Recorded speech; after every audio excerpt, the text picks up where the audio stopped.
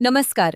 Cyber सुरक्षेबाबत जनजागृती करण्यासाठी सातत्याने कार्य करणारे global cyber crime helpline national award विजेते, digital hero of the year national award विजेते आणि सायबर अवेअरनेस फाउंडेशन महाराष्ट्राचे head of the department Shri Dhananjay Deshpande sir यांचा हा महत्त्वपूर्ण संदेश आपण सर्वांनी नक्की ऐकावा आणि आचरणात आणावा. सर, आपल्या या अमूल्य मार्गदर्शनासाठी मनपूर्वक धन्यवाद. चला पाहूया त्यांचा हा विशेष जनजागृतीपर संदेश. नमस्कार, मी doctor Dhananjay Deshpande, global cyber crime helpline national award winner, digital hero of the year national award winner आणि head of the department cyber awareness foundation Maharashtra राज्य. आज एक नवीन सायबर फ्रॉडचा सापळा कसा असतो तो सांगण्यासाठी आलेलो आहे.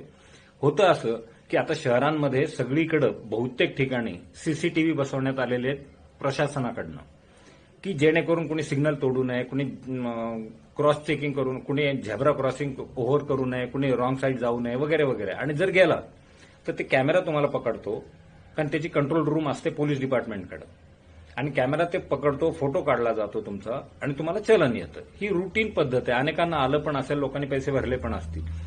पण ह्याच गोष्टीचा फायदा घेऊन सायबर भामट्यांनी नवीन फ्रॉड रचलेला आहे.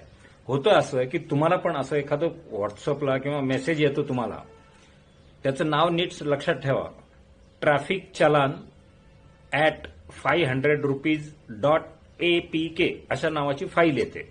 परत एकदा सांगतो, ट्रॅफिक चलान @500 rupees.apk अशी फाईल येते. तुम्ही विचार करता, आठवत बसता की कधी आपण काय सिग्नल चोडला होता का, काही झालं होतं का आपल्याकडनं. आपल्याला काय आठवत नाही सहसा. आपण काय करतो, असेल जाऊ द्या, कुठंतरी आपलं झालं असेल मिस्टेक असं म्हणून त्या फाईलला क्लिक करता आणि त्या क्षणी तुमचा फोन हॅक होतो. कारण त्या एपीके फाईलमध्येच इनबिल्ट व्हायरस मालवेअर टाईपचा असतो, जो तुमचा फोनचा ऍक्सेस भामट्याला देऊन टाकतो. आता तो भामट्याकडे गेल्यामुळे काय होतं की तुमच्या कॉल लिस्टमध्ये जी कॉन्टॅक्टमध्ये लोक आहेत त्या लोकांना तोच मेसेज तुमच्या खांद्यावरून तो पाठवतो भामटा, आणि त्या सगळ्या लोकांचे फोन हॅक होत जातात. कारण त्यातले पण अनेक जण विचारही करत नाहीत. त्यांना असं वाटतं की आपल्याकडनं काहीतरी झालं असेल मिस्टेक म्हणून आलंय आपल्याला चलन, म्हणून ते पैसे भरण्यासाठी म्हणून ते क्लिक करतात आणि त्यांचे फोन हॅक होत जातात. आता हॅक झाल्यावर नुकसान काय होतं हे काय वेगळं सांगायला नको, नेहमी सांगतोय, परत एकदा सांगतो. तुमचा फोन हॅक होणं म्हणजे तुमची फोटो गॅलरी, तुमची कॉन्टॅक्ट लिस्ट, तुमचे मेसेजेस, तुमचं बँक डिटेल, तुमच्या मोबाईलमध्ये जे जे महत्वाचं आहे ते सगळं भामट्यांच्या हातात जातं.